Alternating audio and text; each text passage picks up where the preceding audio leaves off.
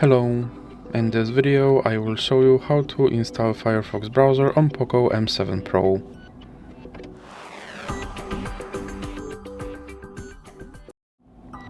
So we have to start by opening your Google Play Store, then click on search bar and type in Firefox. Now click search and click install.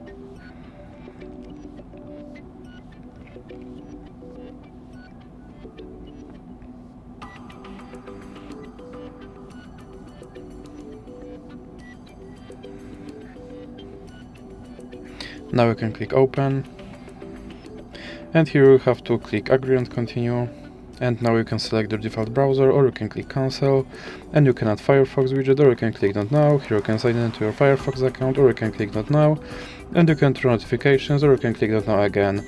Now you can select your theme, or you can click save and continue, and here you can select your turbo placement, or you can click save and continue again. And as you can see, my Firefox browser is now installed and is ready to use. So that's it for this video.